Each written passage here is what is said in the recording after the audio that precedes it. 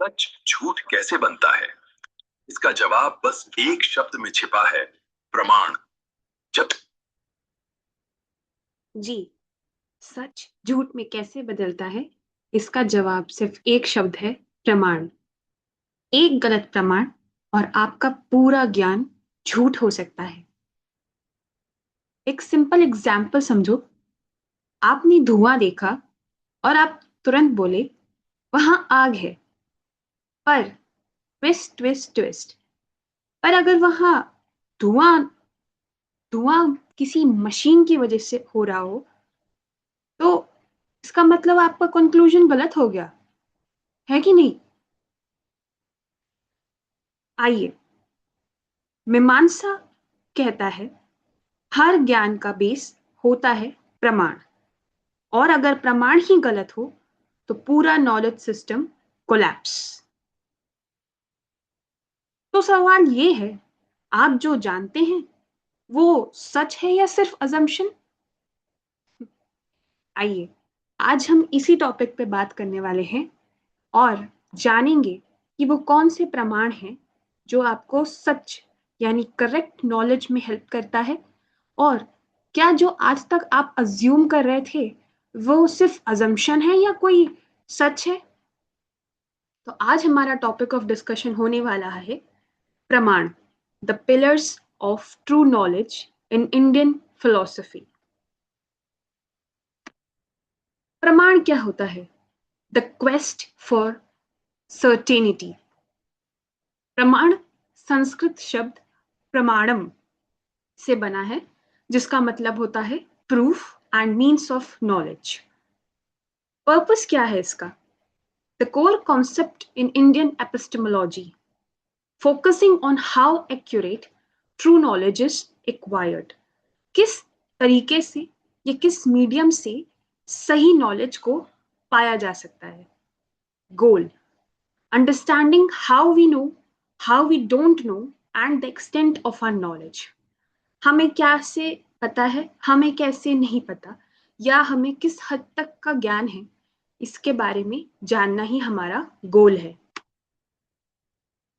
Now, the 6 pillars of knowledge, a framework, a comprehensive system.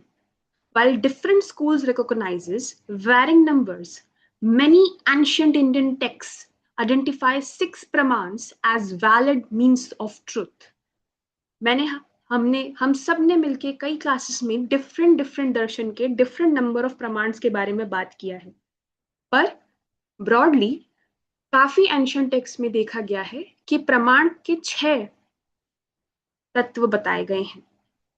These 6 pramans offer a comprehensive system for understanding human knowledge acquisition and validating truth. अब ये प्रमाण का काम क्या है? किसी भी ह्यूमन नॉलेज को वैलिडेट करना और एक्वायर करना, ये प्रमाण का काम है। तो आइए शुरू करते हैं हमारा पहला प्रमाण, जो है प्रत्यक्ष, दैट इज डायरेक्ट परसेप्शन। ये वो प्रमाण है जो अभी तक हमने जितने दर्शन पढ़े उन सब में सेम है। That is the foundation of knowing, knowledge gained through direct sensory experience, sight, sound, smell, taste, touch, and the mind. It is immediate, non-meditated, and considered the most fundamental praman. Characteristics की बात की जाए तो immediate and direct cognition, does not require inference or reasoning, and the starting point for all other knowledge.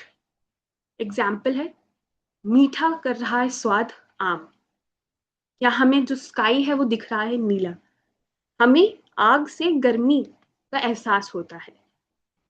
प्रत्यक्ष जो है, जैसा हम पढ़ते आ रहे हैं, सबसे बेसिक है किसी भी ज्ञान को प्राप्त करने का, और ये स्टार्टिंग पॉइंट है किसी भी नॉलेज को गेन करने का। सेकंड प्रमाण इज अनुमान और इन्फेरेंस। देख रहे हैं हम स्मोक है कहीं पे, लॉजिक कहता है कि भाई इसके पीछे का कारण क्या हो सकता है, और कंक्लूजन हम जो निकालते हैं वो अक्सर है कि fire must be present. Knowledge derived through logical reasoning and deduction based on observed science or evidence. It involves a process of inferring a conclusion from a known premise. जैसा हमने अभी देखा कि स्मोक निकलने का सबसे बड़ा इन्फ्रेंस या कंक्लूजन हम यही निकाल सकते हैं कि वहां अग्नि की उपलब्धि होगी. तीसरा, उपमान, comparison and analogy. Knowledge gained by comparing a known object with an unknown one based on similarity. It relies on recognizing resemblances to understand something new. अब इसका एक एग्जाम्पल देखें. क्या याक कैसा होता है अगर हमें ये समझना है तो हम एक नोन फैक्टर ले रहे हैं काउ, बट काउ याक नहीं है. ये जो कंपैरिजन हमने किया ये सिर्फ एक ऐसे इंसान को समझाने के लिए किया जिसने याक कभी देखा नहीं, पर इसका मतलब ये नहीं है कि काउ ही याक है. इसलिए अगर हम कुछ ऐसी एंटिटी देखते हैं जो काउ की तरह दिख रही है बट काउ नहीं है तो हम कंक्लूड कर सकते हैं कि हाँ वो याक है. सो ये जो कंपैरिजन से हमें नॉलेज गेन हुआ, that is known as the उपमान प्रमाण. नाउ अ न्यू प्रमाण for all of you guys. This new praman is arthapatti, that is postulation or presumption. Understanding through assumption. Knowledge derived from assuming a fact that explains a known situation or contradiction. It's about inferring a necessary condition to make sense of observed phenomena. इसका एक example देखते हैं. अगर कोई person जिंदा है और अपने घर से बाहर है दिन में, तो हम क्या कह सकते हैं कि वो अपने ऑफिस गया होगा, है ना. यानी अगर वो घर पे नहीं है पर हमें पता है कि वो है, जिंदा है, तो हम ये कह सकते हैं कि वो यहाँ नहीं कहीं और होगा. हो सकता है वो अपने पड़ोसी के घर गया हो, पर हम ज्यादातर ये अंदाजा लगा लेते हैं कि वो कहीं गया हुआ है, राइट. किसी ने हमें बताया नहीं कि वो कहाँ गया है, पर हमने अंदाजा लगाया कि वो हो सकता है ऑफिस गया. How it works?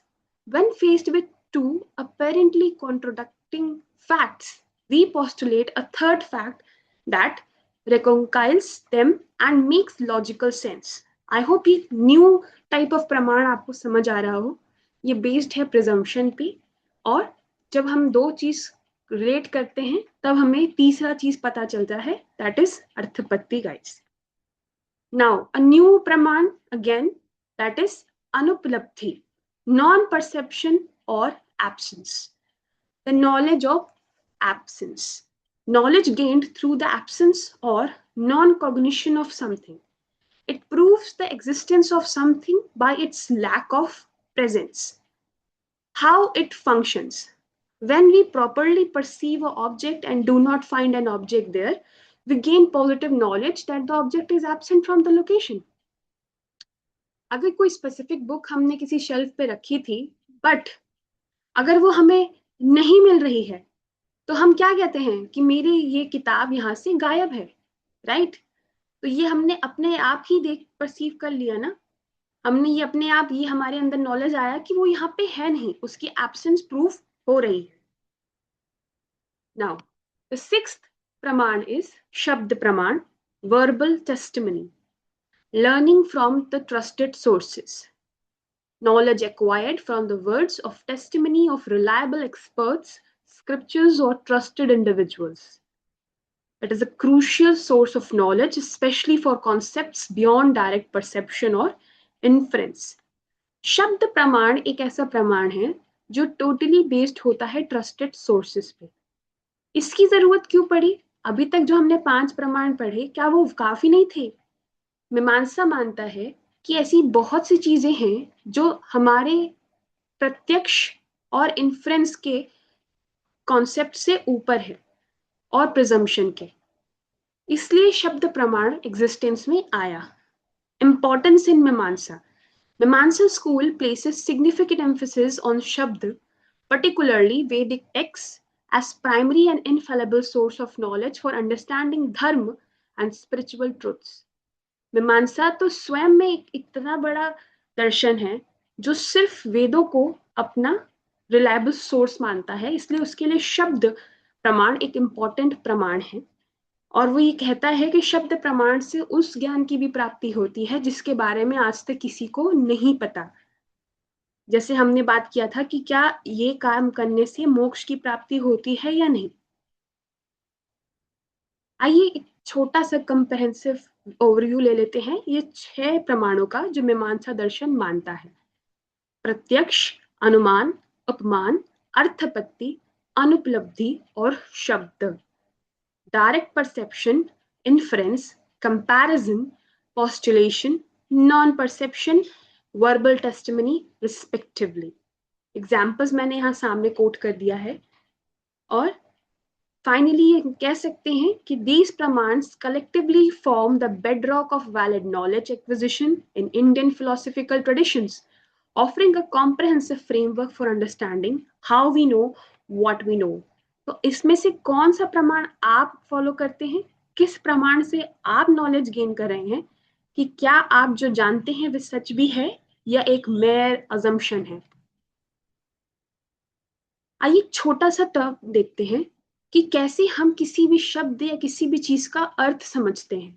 Unlocking meaning, the theory of language. मीमांसा हमें बता रहा है theory of language. Individual sounds, पहले हमें साउंड सुनाई देता है जिससे हम वर्ड फॉर्म करते हैं, और इंडिविजुअल वर्ड्स का इंडिविजुअल मीनिंग निकलता है जिससे हम उसका अर्थ समझते हैं। द स्फोट theory posits that meaning transcends to sequential nature of speech, revealing itself as an eternal, unified whole through the apprehension of individual phonetic elements। ये बात ध्यान रखिएगा कि किस तरीके से स्फोट थ्योरी, इस पूरे थ्योरी का नाम है, बता रहा है कि हम कैसे किसी भी चीज का अर्थ समझते हैं। अब हम मीनिंग कैसे समझ रहे हैं, हम अंडरस्टैंड कैसे कर रहे हैं सेंटेंस को, ये देखते हैं। इनपुट रिसेप्शन, पहले सीक्वेंस ऑफ वर्ड्स हमारे अंदर घुसता है, जैसे कि the cat sat on the mat. अब उसमें से एक एक वर्ड का मीनिंग हम समझते हैं, जैसे द का मतलब कैट का, सैट का, ऑन का, द का, फिर मैट का। फिर सिंटैक्टिकल एनालिसिस होता है, सारे वर्ड्स का ग्रामेटिकल रिलेशनशिप बनता है, स्ट्रक्चर डिकोड किया जाता है, और फिर सिचुएशन और कल्चर कंटेक्स्ट में अप्लाई किया जाता है जिसे हम कंटेक्सचुअल इंटीग्रेशन कहते हैं। और फाइनली यूनिफाइड कॉम्प्रिहेंशन होता है, that is complete preposition emerges in consciousness, और हम मीनिंग सेंटेंस का निकाल पाते हैं। इतना ब्रीफली आपको कोई दर्शन नहीं समझाया अभी तक कि कैसे हम अंडरस्टैंड कर रहे हैं सेंटेंस को। ये मीमांसा दर्शन ही है जो आपको समझा रहा है। So that's it for today, guys. Thanks for watching. Like, subscribe, share, and comment. If you have any doubts, I will be responding to it. Comment down. If you like our video, please subscribe to it, like, and share with all your friends and family. And if you feel that something was left, kindly tell us in the comments only. Until then, bye. Take care. We'll meet again in another class. Thank you, guys.